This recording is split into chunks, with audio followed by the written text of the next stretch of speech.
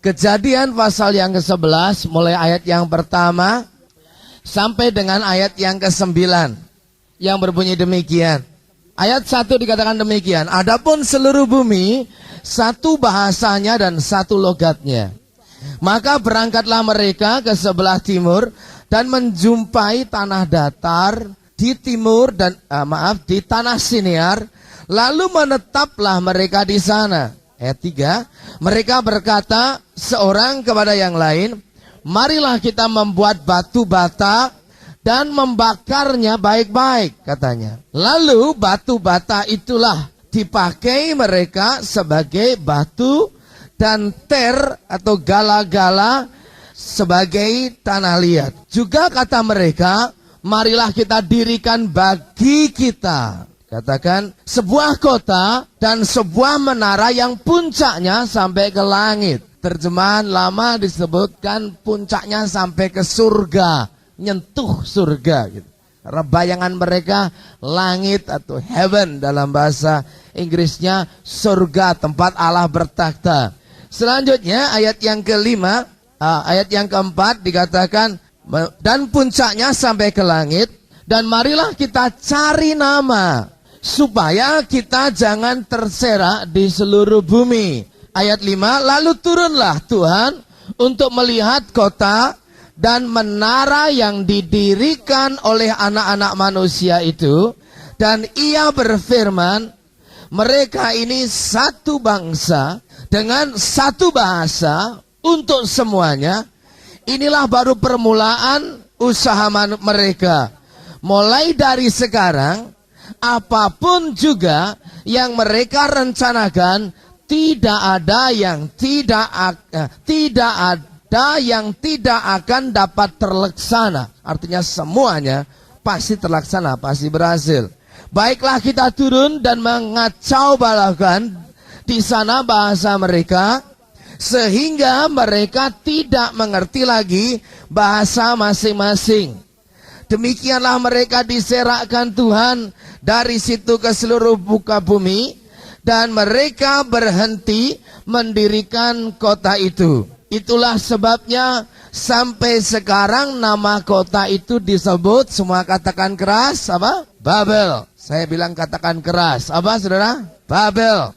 Karena disitulah dikacau balaukan Tuhan bahasa seluruh bumi, dan disitulah mereka diserakkan Tuhan ke seluruh bumi. Puji Tuhan. Jadi saudara, inilah para pertama kali peristiwa di mana manusia mendirikan sebuah kota, dan kota tersebut diberi nama Babel. Dan kata Babel itu artinya confusion. Kata Babel itu sendiri artinya kekacauan. Jadi karena terjadi kekacauan yang Allah ciptakan, maka kota tersebut namanya Babel dan tidak pernah terlaksana dibangun. Nah, ayat yang saya ingin saudara perhatikan dengan baik-baik, yaitu ayat yang ke-6, waktu Allah memberikan komentar tentang usaha manusia untuk mencapai sesuatu. Perhatikan apa yang Allah katakan di sini. Ayat yang ke-6. Dan ia berfirman, dia katakan, mereka ini satu bangsa dengan satu bahasa untuk semuanya. Ini barulah permulaan usaha mereka. Nah, perhatikan sekarang.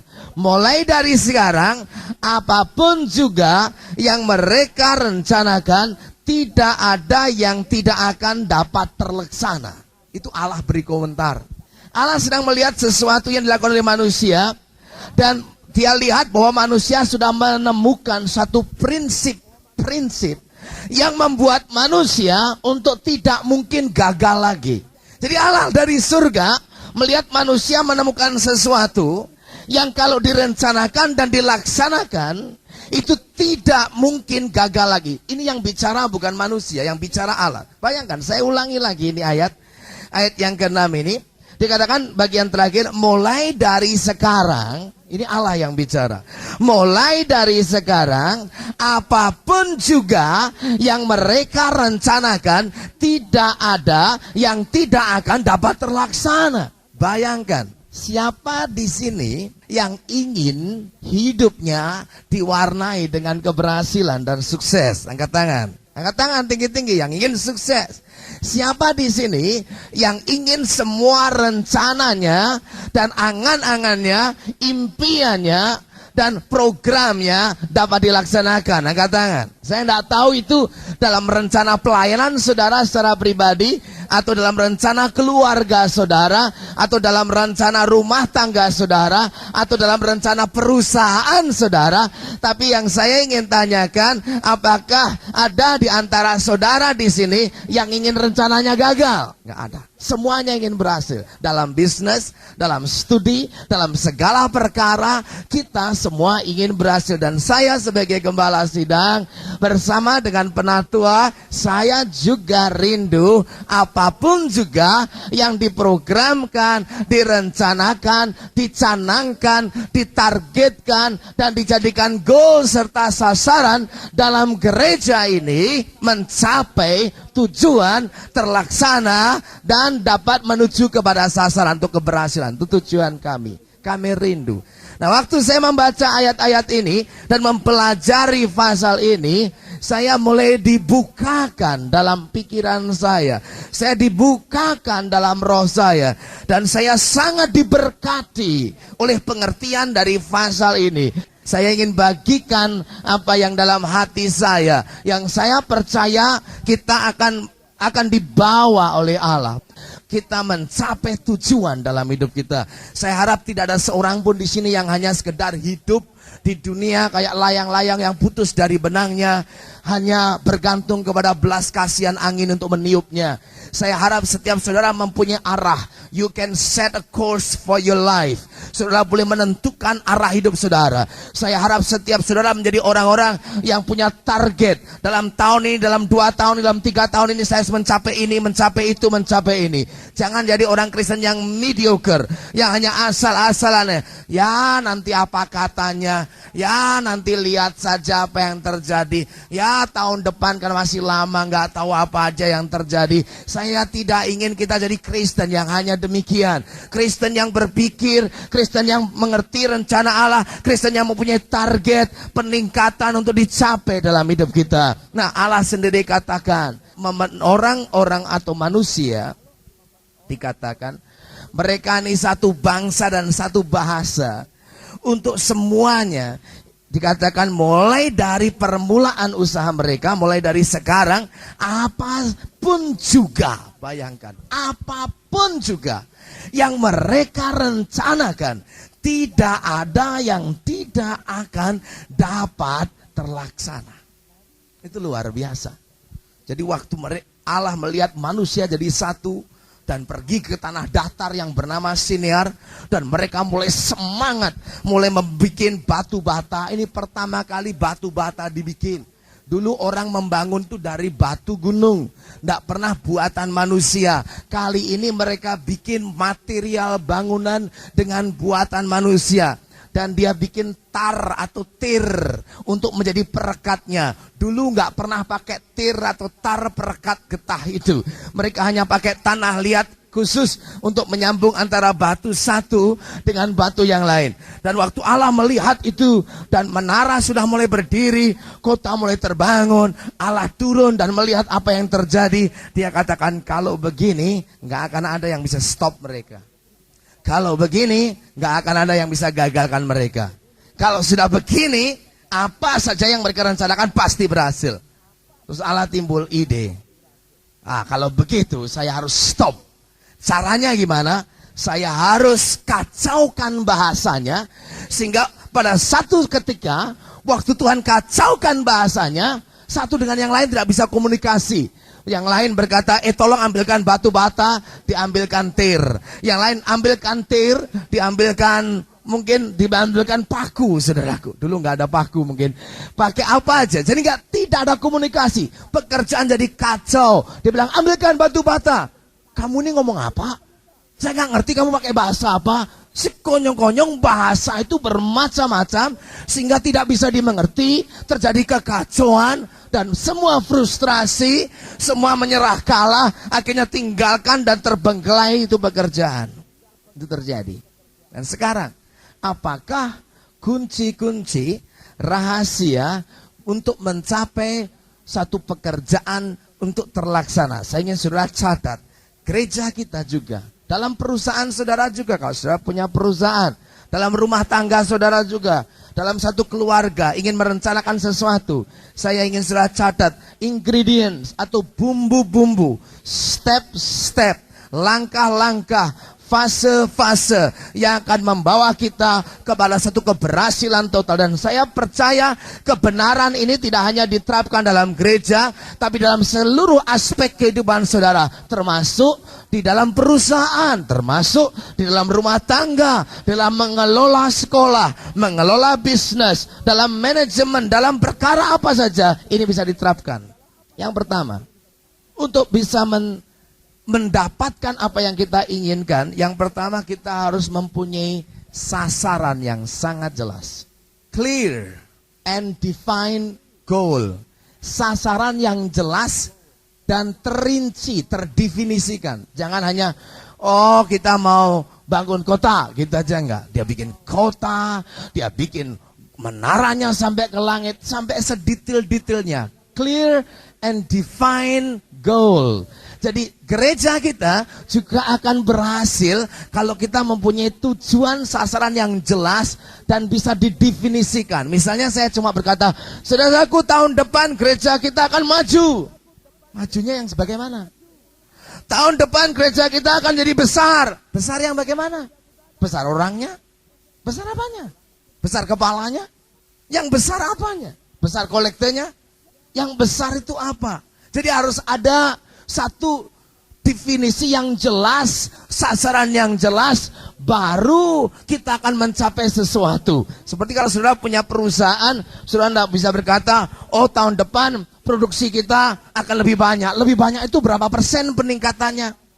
Omset kita akan tambah besar. Tambah besar itu berapa persen?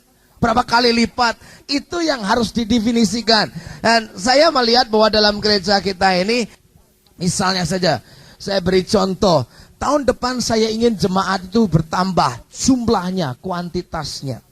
Ya, mulai jelas. Berarti lebih daripada jumlah yang sekarang ada. Tapi berapa yang kita inginkan? Saya tak canangkan di sini, tahun depan kita ingin mencapai 2.000 dalam jemaat ini. Apakah ini bisa dicapai? Saya kira bisa. Ada 1.000-an orang atau 900 sampai 1.000. Kalau masing-masing kita mulai satu orang bawa satu aja dalam setahun. Satu orang bawa 2 aja setahun. Kita sudah melebihi target. Dan saya percaya orang Kristen yang sungguh-sungguh cinta Tuhan, hidup dalam roh, hidup dalam kesucian, dan melayani Tuhan, saya percaya tidak terlalu berat untuk bawa satu orang kepada Tuhan dalam 1 tahun. Saya percaya bisa lebih daripada itu. Dan kalau semua bergerak, itu sasaran pasti akan tercapai. Misalnya, tahun depan kita akan meningkatkan Bible Study. Maksudnya apa? 3 kali periode DK misalnya, atau 3 kali periode HB. Dalam 3 kali periode DK kita canangkan setiap periode 100 orang yang akan ikut dasar kekristenan, sehingga dari 100 orang akan dibimbing. Yang ikut HB kita canangkan 50 orang. Dan itu goal-goal yang bisa jelas dan bisa dicapai dan bisa digalakkan ke arah demikian. Ini yang saya kira akan membuat gereja kita maju kalau kita sudah punya goal yang jelas. Dan inilah adalah salah satu goal yang saya ingin sampaikan kepada saudara. Yang ketiga misalnya, goal kita apa? Saya ingin dalam jemaat ini mempunyai satu keakraban, saling makin kenal. Dan jangan ada satupun jemaat yang merasa terlantar, terbengkelai, atau sengaja diterlantarkan dan kurang diperhatikan. Saya ingin supaya setiap kebutuhan yang ada dalam jemaat itu dipenuhi. Every needs being met.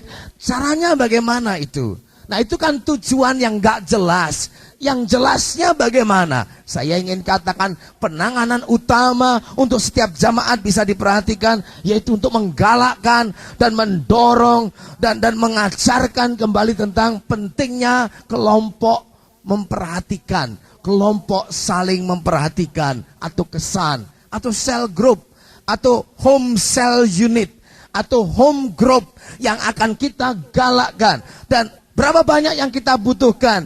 Katakan kita mulai dengan sekarang ada 12. Oke, tahun depan kita canangkan 25. Sehingga kita perlu 13 tempat lagi. Oleh sebab itu kita mulai menggumuli, mendoakan. Jemaat-jemaat yang belum punya rumah, mulai berdoa, Tuhan, saya ingin menggenapi sasaran itu. Saya ingin mencapai sasaran 25. Dan oleh itu, sebab itu saya berdoa, Tuhan, saya ingin punya rumah. Yang dengan rumah itu bisa dipakai untuk pertemuan kelompok kesan. Dan sudah mulai berdoa, oh daerah yang belum ada kesannya di mana? Oh di daerah sana, Surabaya Timur atau Surabaya mana? Sudah mulai berdoa. Karena sudah begitu tahu goal dari jemaat itu, sampai pilih rumah pun sudah berdoa untuk bisa menunjang, memenuhi sasaran yang ada. Saya kira kalau kita lakukan itu untuk Tuhan, tidak ada yang berat bagi dia. Allah bisa. Saudara ingin punya rumah bukan untuk gagah-gagahan saja. Saudara punya rumah untuk bisa dipakai oleh Tuhan. Betapa indahnya itu. Saudara menggumuli, saudara berdoa, Tuhan kasih saudara gangdau, saudaraku.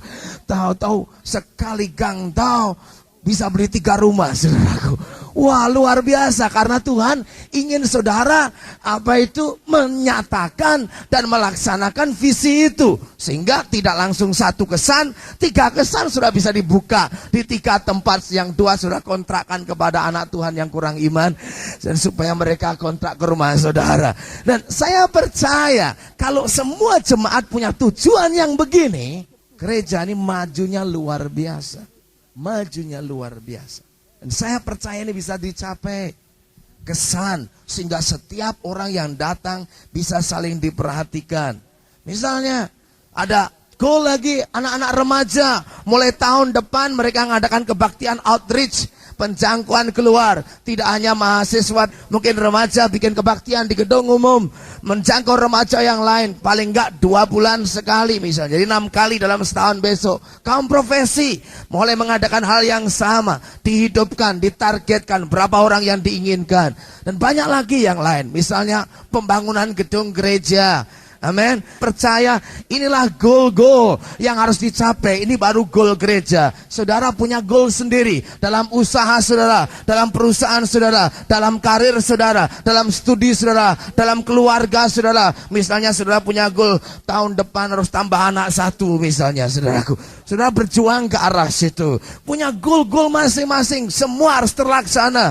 Atau yang punya goal tahun depan aku harus paling sedikit sudah tunangan dan lain sebagainya. Saya ingin jangan hidup itu tanpa goal. Bikin goal dalam hidup saudara. Amin. Jadi jemaat ini harus punya sasaran. Jangan Kristennya, Kristen apa katanya atau lihat nanti saja. Itu yang pertama. Yang kedua, kalau kita ingin berhasil di dalam apa saja yang kita lakukan dan direncanakan, yang kedua, kita harus punya komitmen kepada atau komitmen untuk bekerja. Commitment to work on a goal. Ada satu tekad untuk bekerja mencapai sasaran. Itu yang kedua.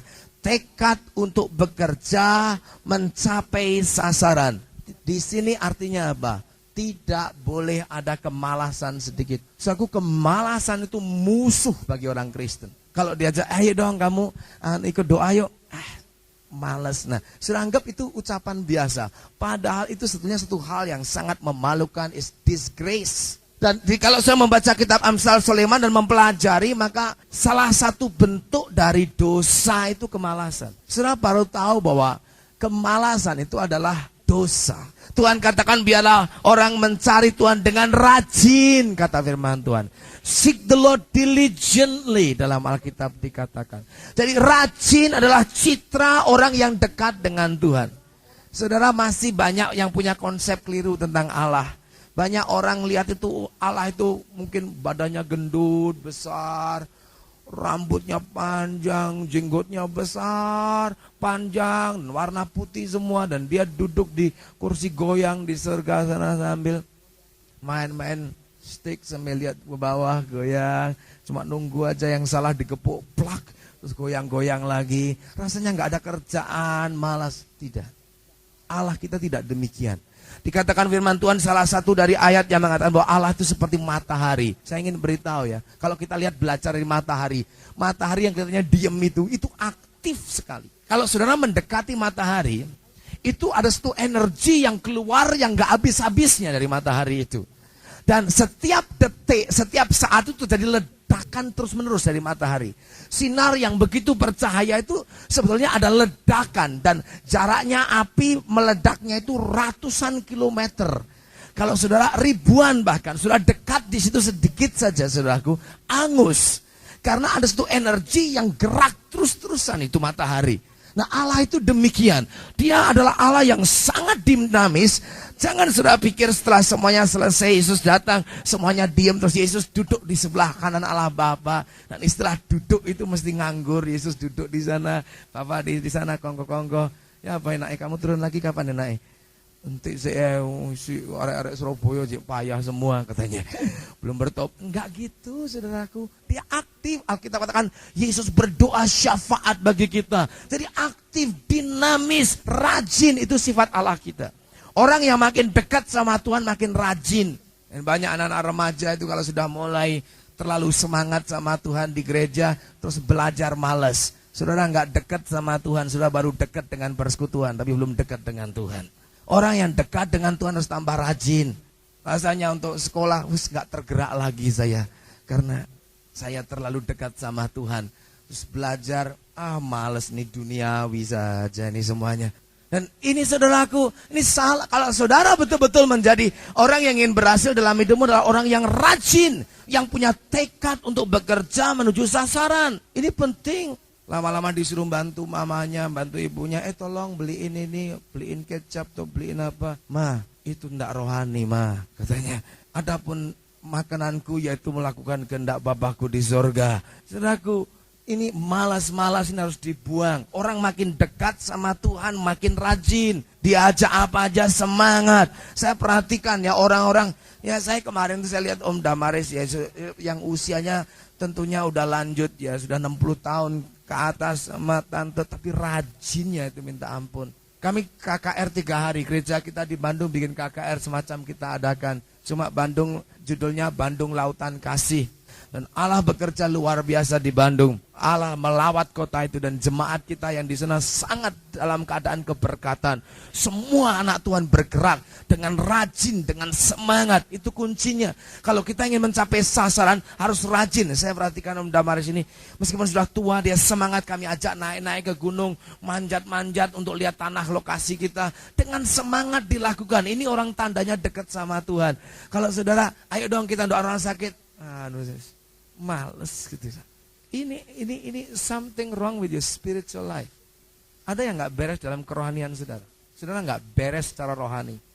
Kalau gairah, kerajinan, semangat mulai hilang dan tidak mulai timbul kemalasan, saudara ada sesuatu yang nggak benar dalam kehidupan rohani kita. Orang yang rohani, orang yang dekat sama Tuhan itu ada rajin sekali. Kerja rajin, semua rajin, melayani rajin. Alkitab mengatakan tangan yang rajin membuat orang itu jadi pemimpin. The diligent man will make him a leader. Orang yang rajin akhirnya jadi pemimpin. Orang yang malas akan jadi budak. Orang yang malas akan jadi budaknya orang yang rajin. Alkitab juga katakan demikian. Kalau saudara tidak ingin diperbudak oleh manusia, harus menunjukkan kerajinan saudara. Dan Alkitab memang mengatakan jangan mau diperbudak oleh manusia siapapun juga. Alkitab katakan jangan mau diperbudak oleh siapapun juga. Amin. Jadi yang kedua apa saudara? Sebutkan yang kedua apa untuk mencapai tujuan yang berhasil? Tekad untuk bekerja mencapai sasaran itu. Jadi ada satu komitmen, ada satu tekad bulat.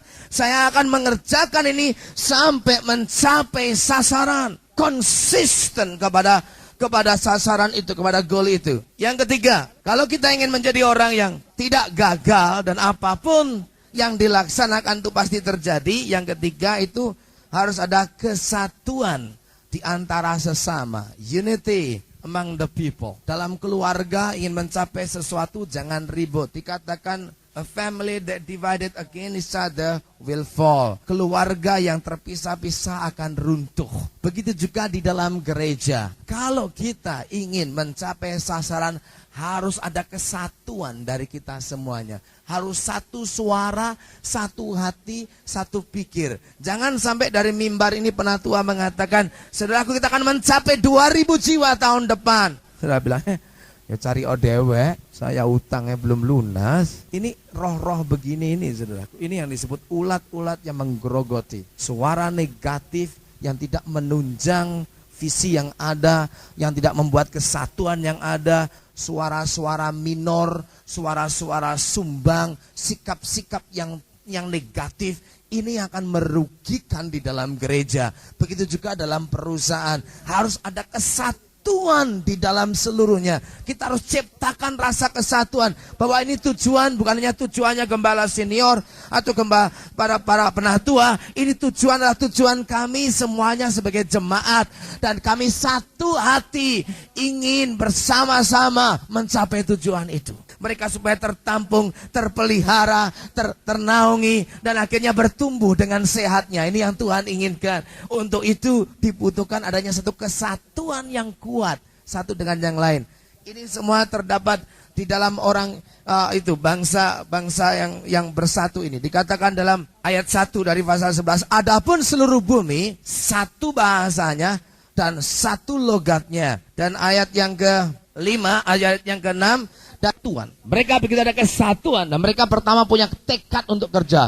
Mari kita membuat batu bata, membuat tar, dan kita akan bikin kota, dan mereka kerja. Dan yang ketiga, mereka lakukan itu dengan satu kesatuan. Saya percaya di dalam gereja, kalau kita tidak tolerir segala bentuk perpecahan, segala bentuk negatif, nada sumbang, nada-nada minor yang mengurangi kesatuan, dan kita terus menggalang kesatuan dengan menerima orang apa adanya. Kesatuan di sini bukan berarti keseragaman, harus sama semua baru bersatu. Kita tidak perlu sama semua. Style kita tidak perlu sama semuanya. Tuhan memberikan masing-masing kepada kita keunikan. Satu orang beda dengan yang lain. Kita tidak sama. Saya tidak sama dengan saudara Daniel. Saudara Daniel tidak sama dengan saudara Yamin. Saudara Yamin tidak sama dengan Paulus Raharjo. Paulus Raharjo tidak sama dengan saudara Edwin. Kita semuanya beda. Tapi tidak apa-apa. Yang Tuhan inginkan yaitu kesatuan hati kita. Tidak mungkin seragam dalam cara mengimplementasikannya atau melakukannya. Yang penting kita punya tujuan yang sama, hati yang sama. Dan untuk itu bukan adanya usaha untuk menyeragamkan, bukan. Tapi usaha untuk menerima orang apa adanya. Itulah menciptakan kesatuan. Kalau orang dipaksakan jadi sama semua, itu bukan kesatuan. Itu uniformity. And uniformity is not always unity. Saudaraku, semua pakai pakaian pramuka, nggak berarti pramuka itu bersatu. Semua pakai seragam yang sama dalam sekolah, nggak berarti semuanya bersatu. Begitu juga di dalam gereja. Keseragaman dalam ide belum tentu kepersatuan. Tapi justru dalam kemajmuan, tapi dengan tujuan yang satu, dengan hati yang satu, dengan dilakukan dengan berbagai macam kreativitas sesuai yang Tuhan berikan, akan mencapai tujuan. Jadi yang ketiga ada satu kesatuan di antara umat. Yang keempat, saudaraku, kalau kita ingin menjadi gereja yang berhasil, gereja yang tidak mungkin gagal dalam mencapai sasaran, gereja yang tidaklah satupun yang bisa stop kita untuk mencapai tujuan, maka yang keempat itu adalah yang sangat penting juga yang disebut dengan effective communication system, yaitu mempunyai sistem komunikasi yang efektif. Cara mengkomunikasikan itu efektif. Sistem komunikasi yang efektif. Di dalam kasus ini, pembangunan Babel ini, dikatakan dalam firman Tuhan, ayat 1, adapun seluruh bumi satu bahasanya dan satu logatnya. Sehingga ada satu komunikasi yang lancar, efektif sekali. Satu dengan yang lain, kamu coba angkat itu batu ke sana, dia langsung tahu dilakukan. Yang sana ke sana, langsung tahu. Ada komunikasi yang sangat efektif sekali. Kalau di dalam organisasi, baik itu yayasan, baik itu gereja, baik itu perusahaan, baik itu apa saja, bisnis, apa saja yang sudah lakukan, punya sistem komunikasi yang efektif, yang lancar. bahasanya bisa dimengerti, salurannya lancar dan merata ke seluruhnya, maka saya percaya pekerjaan itu akan terlaksana. Misalnya dalam gereja ini, setiap minggu ada pengumuman di sini. Apa sih tujuannya pengumuman disampaikan di sini? Bukannya sekedar memberitahu. Inilah salah satu sistem yang kita pakai untuk mengkomunikasikan apa yang menjadi sasaran buat gereja ini. Misalnya dikatakan di dalam pengumuman, tanggal 23 Desember nanti akan ada Christmas celebration. Kenapa diumumkan? Karena kita ingin jalur komunikasi itu merata dan efektif kena semuanya. Dan tidak cukup diumumkan, ditulis dalam printed matter, di dalam barang cetakan, supaya bisa dibaca, supaya bisa dibawa pulang, supaya setiap orang yang kebetulan waktu mungkin di pengumuman dia lagi nggak dengar, dia bisa baca lagi. Dan kadang-kadang kita pakai overhead projector, OHP, dan dalam OHP orang bisa melihat lagi, ada daya tarik di situ. Itu kita lakukan supaya sistem komunikasi lancar di dalam gereja ini. Nah, kalau dalam gereja ini satu bahasanya, satu logatnya, saya kira nggak ada yang bisa stop kita untuk mencapai kesuksesan dan keberhasilan yang kita telah rencanakan. Amin, saudaraku. Kalau komunikasi lancar di antara kita, satu dengan yang lain, bukan saling menyangka dan saling nggak tahu. Sering kali saya tanya, pertemuan instruktur loh, sore ini kok kamu di sini? Nggak tahu saya. Loh, diumumkan. Loh, saya nggak tahu. Loh, dikirimin surat. Saya nggak tahu tuh. Loh, kamu instruktur? Loh, saya nggak tahu. Nah payah saudaraku. Dia sendiri nggak tahu dirinya instruktur. Nah, ini komunikasinya nggak lancar. Nah, begini gereja bisa lumpuh kalau komunikasinya nggak lancar.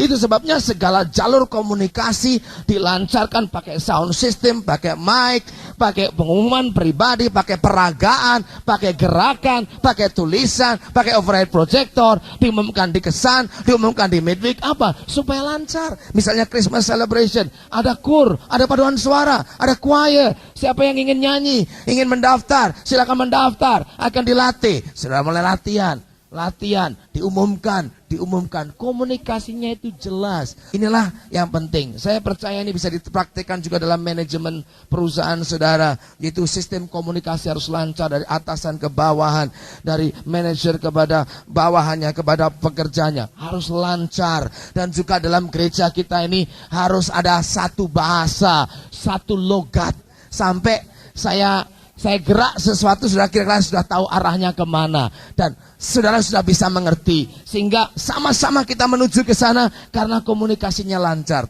Inilah pentingnya saudaraku dalam jemaat ini, komunikasi itu penting. Makanya saudara yang sudah punya telepon, segera laporkan telepon saudara, kan banyak nomor telepon baru, kepada kantor gereja supaya komunikasi lancar satu dengan yang lain. Itu sebabnya saudaraku dalam jemaat ini ada satu persekutuan ini, persekutuan itu, supaya komunikasi lancar. Kalau kita cuma ketemu hari Minggu saja, gereja kita tidak akan maju. Kita seperti persekutuan doa. Apalagi kalau kita tiap minggu ngundang pendeta lain lagi. Tiap minggu ngundang khotbah, bukan jadi gereja lagi, saudaraku. Banyak jadi penatua-penatua, jadi koordinator pendeta-pendeta umum, saudaraku. Dan sekarang tuh banyak gereja-gereja yang muncul, yang tiap minggu pendetanya ganti, ngundang dari luar khotbah. Itu namanya bukan lagi dia jadi gembala, jadi koordinator pengkhotbah, saudaraku.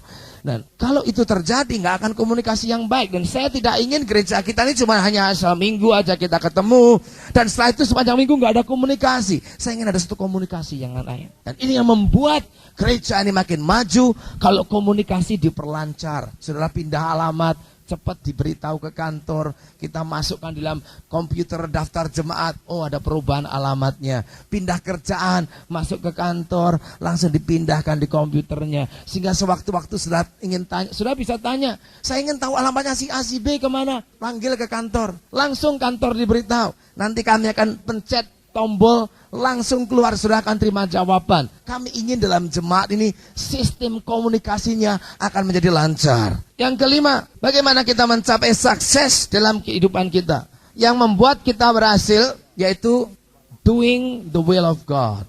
Melakukan apa?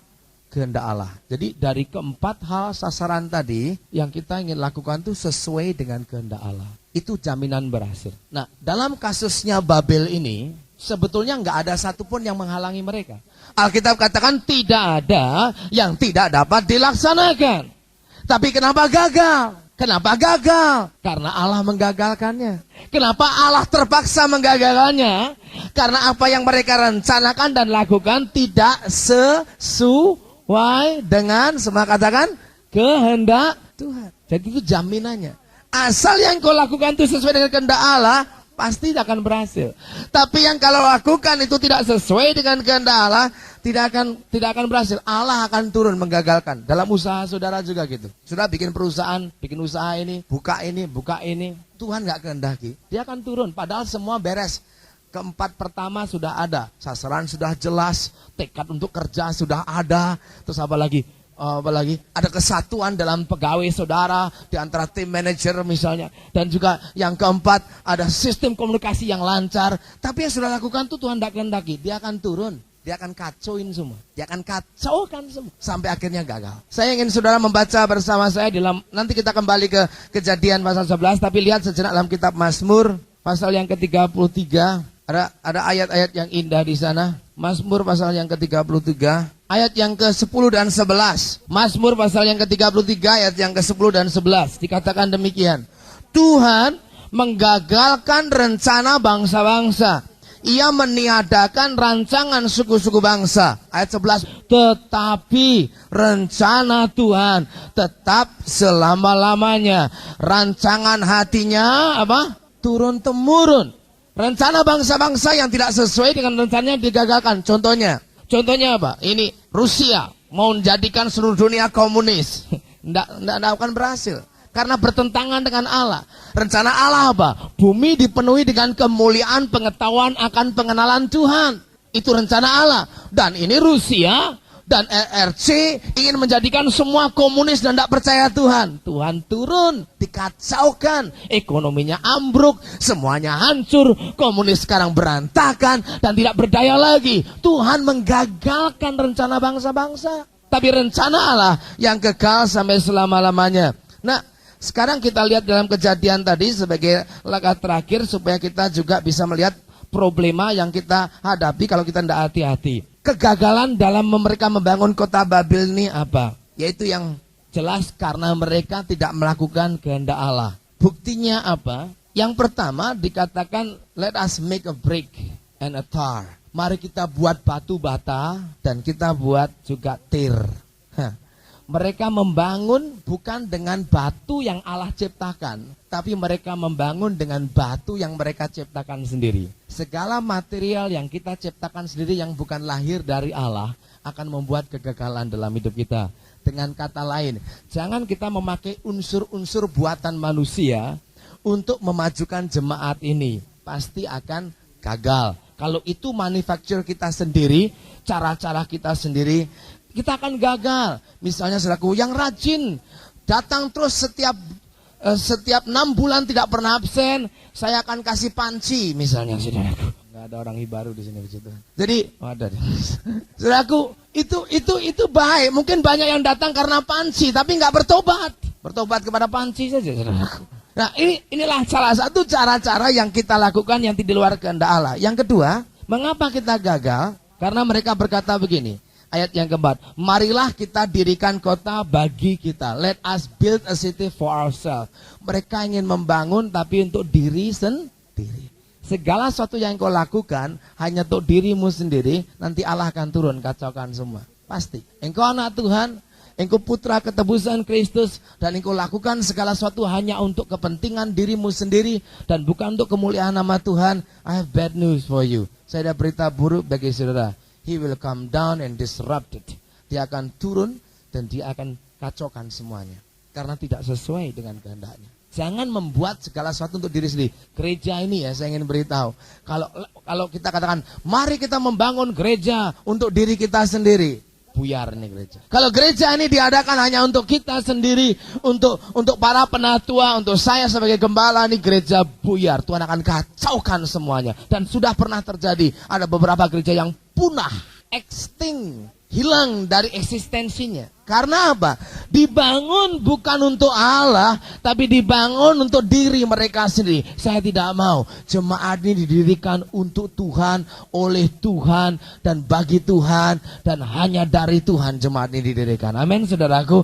Dan saya tetap ingatkan diri saya setiap saat supaya gereja ini tidak hanya kami adakan untuk beberapa orang, untuk saya. Makanya saya nggak memiliki apa-apa, saudaraku. Ada orang yang kaya raya terus dirikan gereja, dia bangun rumahnya atau bangun gedungnya punyanya sendiri, semuanya punya sendiri, atas nama sendiri, semuanya atas nama sendiri, semua dibangun atas nama sendiri. Dia sewa-sewa pendeta hanya atas nama sendiri, dia tidak pernah diganti, dia menduduki posisi puncak terus. Nah, ini bahaya. Gereja ini saya nggak memiliki apa-apa.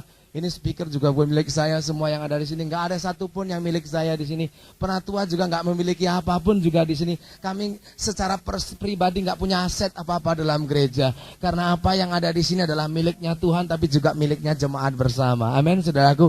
Kalau gedung gereja nanti dibangun juga bukan atas nama Yeremia Rim atau Edwin atau Daniel Sumitro. Itu gedung juga akan dibangun atas nama jemaat, milik jemaat semuanya. Amin, saudaraku. Kita tidak akan membangun untuk pribadi tertentu atau untuk diri tertentu, untuk kemegahan tertentu, tidak. Semuanya biarlah untuk Tuhan. Yang ketiga, salah mereka itu kita bikin menara yang mencapai langit.